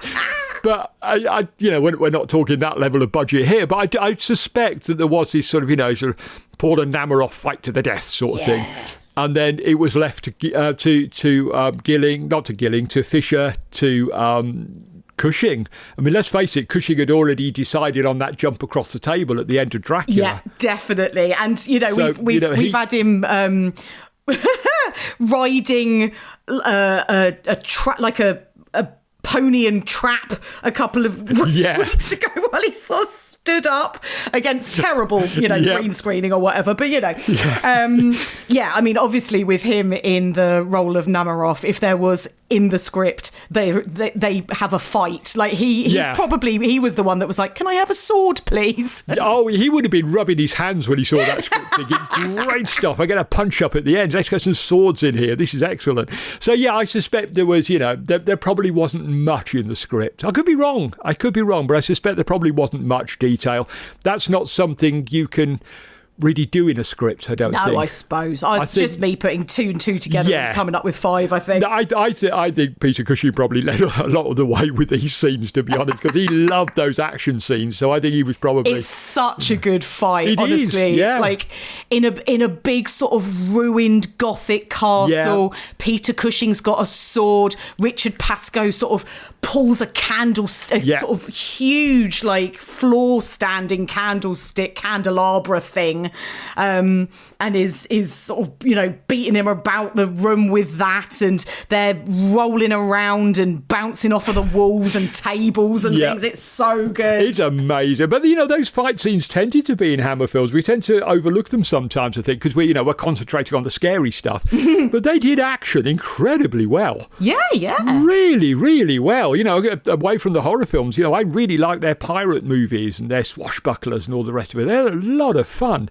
A lot of great action scenes, for a small company based in a converted house in, the English countryside with no money whatsoever. They were pulling off some amazing stuff that was rivaling a lot of what you were seeing in Hollywood, I'd say. But there you go. That's a good point, actually. We haven't talked about the kind of sets and things. Was this all done at Bray? Because, again, there's some amazing sort of huge Gothic interiors. Yes, it was all done back at Bray, just as you would expected to be, really. And again, it's that thing where you sort of I don't know, you don't notice that it's set in a tiny little studio. No, you don't notice that. And again, we're back to Bernard Robinson again. He did the part of the Dream Team. I think he designed the sets. I'm not sure, actually. I better double check that I'm not talking nonsense here, but I think he designed the sets for this one. Whoever it was, my apologies, I should have looked that up, because you're right, we normally talk about this. They are beautifully done. And I'm going to give a shout out here at this point, while we're talking about it, just to knock another one off my endless list of brilliant moments. I'm going to give a shout out to Michael Reed, who was the photographer on this. Because, the sets look magnificent, but my God, they are lit so beautifully. Oh, it's a gorgeous film. There's a real autumnal feel to this film, even with all just the leaves blowing about. There is, actually. The colours are more muted than we might expect from a Hammer film. There's lots of browns, shades of brown, and dark greens and stuff. And of course, Carla's red hair fits in perfectly with that. Beautiful. And so it's a stunning looking film. It's so beautifully shot, so beautifully lit. And I love those leaves wafting about. It's like the wind preceding Megara when she arrives to do her awful things. Like she's this force of nature being swept in on the wind. It's beautifully done. So I love that. Big thumbs up to Michael Reed. And we've already mentioned James Bernard's score as well, which adds immeasurably to the atmosphere. What a combination of talents. Absolutely amazing. Well, I've just looked it up, and to put your mind at rest, Kev, it was Bernard Robinson, so... I was fairly sure it was. Just so you can sleep tonight, I don't sleep anymore. How do you think I'll watch so many rubbish films? Because I can't bloody sleep, But I mean, in a way, I didn't really need to get you to look it up, because you just look at them. No, I know. Do you know what I mean? You just look at them, and you just think, well, it's obviously him, isn't it? Yeah.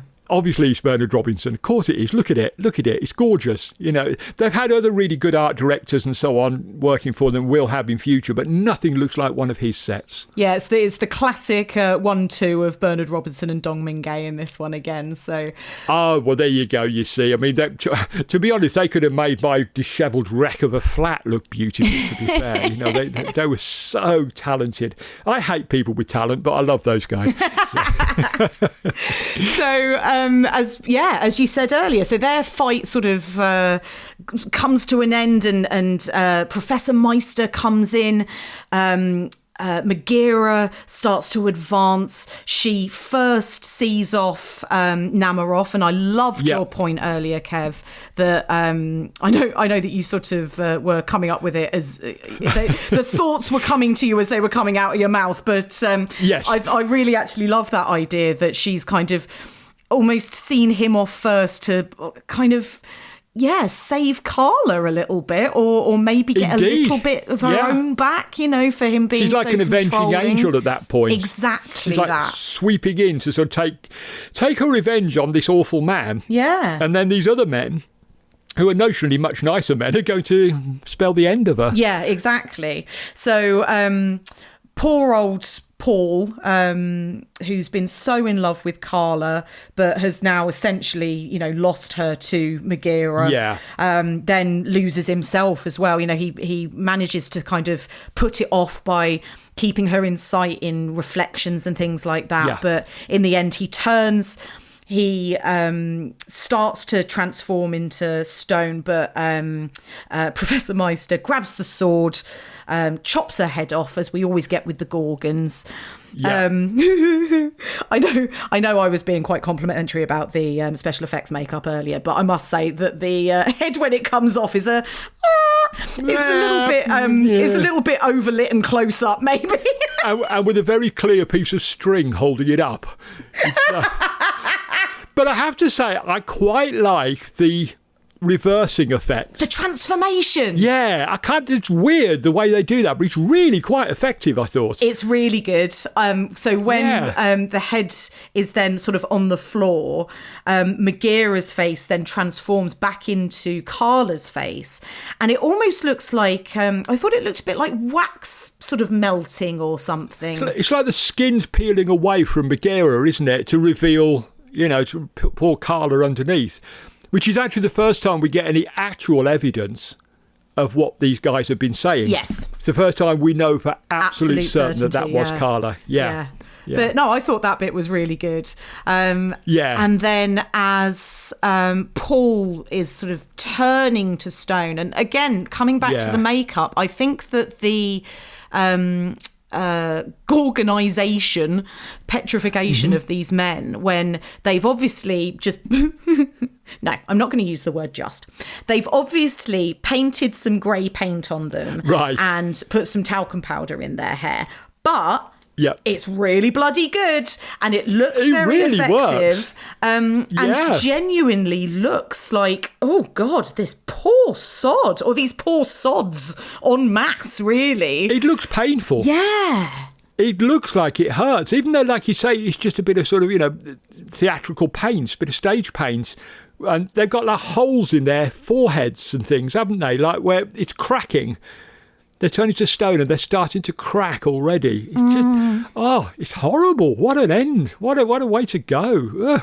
And Paul's kind of had this in-betweeny phase, hasn't he? Because when he sees Megara in the pool earlier, as you described, it kind of gets him a bit. And so and actually this is coming on to one of my favourite moments. When he gets out of hospital, his hair is greyed and he looks a bit pasty. Yeah. So he's almost like half there. Yeah. You know, he's been already a little transformed and is obviously not very well.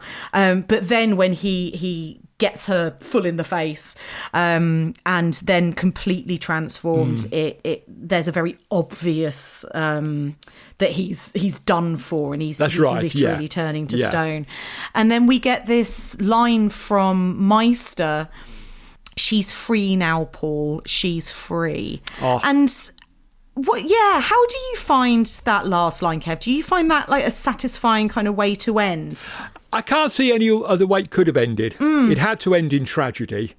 I think Paul, goes to his ultimate end knowing that he's actually saved this woman he loved. In a way, she's no longer alive, but she's no longer being tormented either by Bagheera, and this is what I was alluding to earlier, or by Namarov. She's free of Namarov now as well. Yeah. She's achieved a kind of freedom from all of the physical, worldly things that have been tormenting her. And, she's gone to wherever it is we go afterwards. And I think this satisfies me, the ending, because I can't see any other way it could have ended. I think if they'd found a cure for Gorgonism, that would have been ludicrous. Yeah, it would have. That would have been ridiculous. That would have sold out Carla's character. It would have been just dreadful. So I think it had to end this way. It had to end in tragedy. And I do like the fact that Meister, who's been this grumpy Van Helsing all the way through, does at least the last lines of the film, he tries to reassure Paul as he's fading away that he's done the right thing. Yeah. I kind of like that. It's kind of touching. However much I would have liked Carla, who has been through the ringer. Yeah. However much I would have liked her to have, gone off to a little European city and opened a flower shop.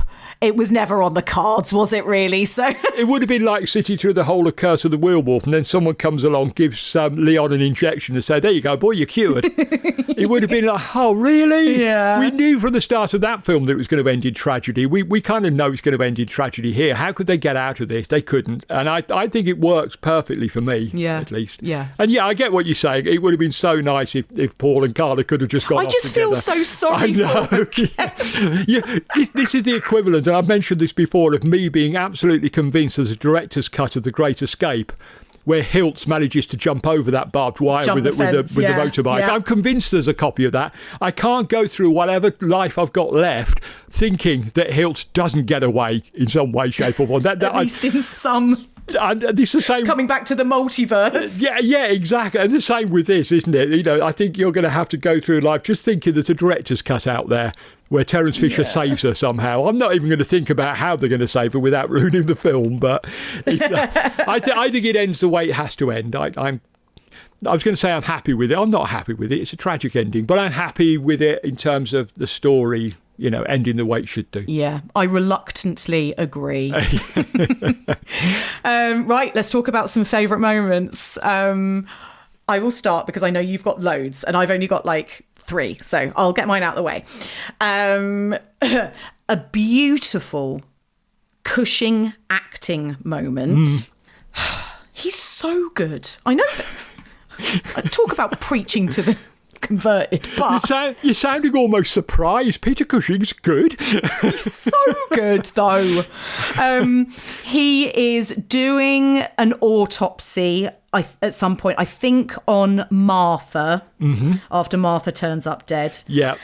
And it's one of these classic Cushing sort of acting with his surroundings, with props, silent, he's wordless, you're just watching him perform this part, and he like runs his fingernail kind of along the top of the forehead, because he then comes in with the scalpel. That's right. And yes. Off camera he goes along, and because obviously for probably censor reasons they weren't able to show Dr. Namarov literally cutting into this woman's skull.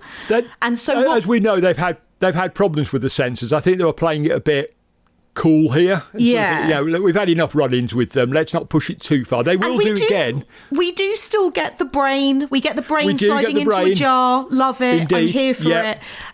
But what Cushing is essentially doing is he is showing the audience what is about to happen within a bloodless way with his fingernail. Yeah. And then he grabs the scalpel and the camera moves up and then he cuts in. But you know exactly what he's doing because he's essentially just demonstrated it to us. And I thought that was just chef's kiss. A clever bloke, that Terence Fisher. He knew how to do the gory bits without being gory. Yeah. Or I would like to think it might have even just been Cushing's idea. A combination of them, I think. Yeah. I think combination of them, it's like, we can't show this, we can't do this because we're not going to try and piss off the censors too much at the moment. And probably Cushing said, well, I could do that. And it's a bit like... That's it, perfect. Oh, God, I wish I could remember who it was. Was it? It was one of the legendary special effects artists. Mm-hmm. This thing of to show an axe or something is made of metal, you first get the killer to hit it against a metal lampshade or something first with a metal one, so it goes clong. And then when you actually bring it down, obviously it's the prop one. But by that point, the audience's subconscious has already gone, oh, it's a metal axe. It is indeed the magic of the movies, isn't it? It's the magic of the movies. Yeah, and I think, we will talk about this possibly in the next episode, but it's part of the skill of being a director. Is being able to do things like that. Mm-hmm. And I think, when you got an actor as brilliant as Peter Cushing on board as well, you listen to any suggestions he might make. So who knows who came up with it, but it is brilliant. It's great. And then 2 incredible line deliveries. One is from Christopher Lee's Professor Meister, when he turns up and he sees Paul and he says, oh, you look dreadful. And he says, oh, yes, I've been ill.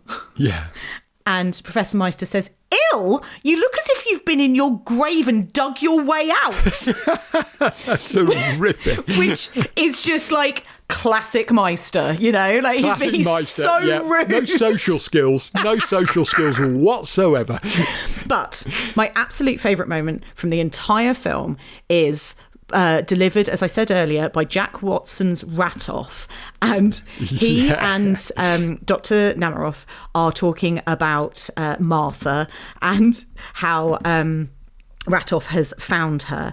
And Namarov says something like, was she alive when you found her? And he says, yes, she had enough strength left to spit in my face. Yeah. And I'm like, do you know what? That's the energy I'm leaving this earth with. Oh, yeah. Yeah. To once again go back to Red Dwarf, when Lister's going up against the emo hawk, not the emo hawk, the other one, the polymorph. And he says, I'm going out the way I came in, kicking and screaming. And that's been my policy. That's the way I'm going. I'm going to be moaning and complaining and bitching to the very end. So, something for my family to look forward to there. Enough strength left to spit in my face. Spit in your face. Spit in the face of the world on the way out. Exactly. Absolutely. Perfect. Absolutely love it. Go on, tell me yours. Oh, yes, sorry. I've actually covered most of mine. Oh, lovely. Okay. You've done it very economically. I've scattered it throughout, but there's a couple worth, a bit like a sort of a universal cast. It's sometimes worth repeating. It's, you've got things like the opening scene. That opening scene just staggers me. I knew I was going to love this film from that opening scene where the girl's running through the forest, the woods. It's so good. And that eerie music, which you then realise is not necessarily on the soundtrack. It might actually be the sound of the Gorgon herself. I love the bit with the pool, the pond. I've mentioned this. That's a brilliant sequence. It's gorgeous. So clever. And again, I mentioned it earlier, Megara's first appearance, peering out from behind those stone columns. So you're not sure scary. What you're seeing. Absolutely amazing. And just, to be honest, there's a bit that starts with the castle at the beginning. And it kind of goes all the way through to the point where Meister says, she's free, Paul, she's free. That one scene, that scene's so perfect. I just think the whole film is just full. I mean, I'm sure I could come up with a million other examples, but the film is so good, I think. I love it so much that, it's really difficult to just point to one or two scenes and say they're the best bits. The whole film is just one brilliant scene. Yeah. And what about everybody else? How did it do commercially? It did really well. it had the enormous drag factor of being on a double bill with The Curse of the Mummy's Tomb, about which... more next week. Well, I say more. It could be about 5 minutes the next week's episode. Yeah. But I mean, to be honest, that double bill does show off Hammer at their very best and very worst in 1964. To be fair, but it was popular. In fact, it was so popular it made the top 10 moneymakers list for the year in the British trade journal Kinematograph Weekly. Oh my God, amazing! So those two films were among the 10 most popular programmes. Jesus. Of 1964. That's, I tell you what, Curse from the Mummy's Tomb is really doing the best out of that it possibly could. God, the Gorgon is doing all the heavy lifting here. Yeah, right? She? Yeah, she really. And I do wonder if, in those days of the rolling programme, if people came in and they saw Curse first, did they stick around for the Mummy? Did they think, oh, bloody hell, we're not watching another one of these and go home? In which case, you've missed out. So I do hope you saw the Gorgon first. So certainly when I watched them again last night, I recreated the double bill. I watched the Gorgon first. Yeah, I watched the Gorgon first. Because I thought if I've got to go through the Curse of the Mummy's Tomb, I may not be awake or alive by the end of this. So I know we're spoiling it for next week, but do join us again because there's going to be some good fun. No, do join us. There could be some good foaming at the mouth next week. I tell you what, it's going to be entertaining if nothing else. So... come on, I think I can probably predict, but where does the Gorgon rank for you, Kevin? It's all right, I suppose. It'll do. It's elite. Of course it's elite. It is. No question about it. It's beautiful. It's nuanced. It's got incredible performances. It is elite. It's a magnificent film. Completely agree. Yep, it's right up there for me as Excellent. well. We've got a mailbag coming up in a couple of weeks, actually, so I will make sure that I update all of our rankings ahead of that. But, I mean, I think this is probably going to go into my definitely top 5, but maybe top 3, like you said earlier. Yeah. I see it. Wouldn't be at all surprised. Yeah. Absolutely loved it. Fantastic. I'm so pleased to hear that. I'm always very nervous when I get to a film that I really love. Yeah. Because, in a way, I don't really care if people like the things I like. I mean, I'm too old to care about that now. I used to when I was younger, but I don't. We really shouldn't worry about that. But no. I do. When I did 2001 for the main podcast, I knew that 90% of people were going to go, oh, for God's sake, isn't this rubbish? I kind of expect, because I've been having that all my adult life. But when you get to things like the Gorgon, I really wanted you to love the Gorgon. I really did. So I'm delighted that you did. Well, I'm happy to say that I did. And I mean, talk about us being on the same page. I think it's going to be the same situation next week, but maybe in a slightly more negative... It's the other end of the spectrum, I'm going to say, next week. Yeah, definitely. Oh, my God. Right, well, I'll see you next week. Thanks for that. Thanks for listening to Hammer Time. We'll be back in ancient Egypt next week with 1964's The Curse of the Mummy's Tomb. Well, you might be. I don't think I'm going to turn up. Do carry on.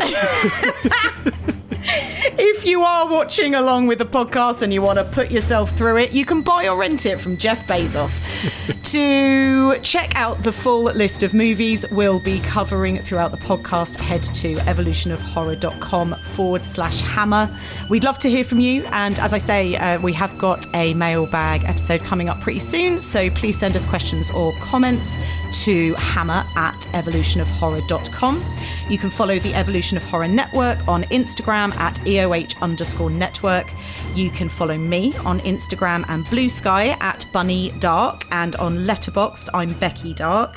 And Kev, where can people find you and your work? You can find me as EOFFTV on Blue Sky, Twitter, Facebook, Instagram and Letterboxd. I'm also on Facebook as Kevin Lyons. You can sort of hunt me down there. There's a picture of James Stewart peering out from behind a camera. That's me. And you can also find my website, eofftv.com, the encyclopedia of fantastic film and television. And there is a review site. If you Google EOFFTV review, you'll find reviews of lots of Hammer films and about 3,000 other reviews on there. So if you're bored any day, do please drop in and have a look. Incredible.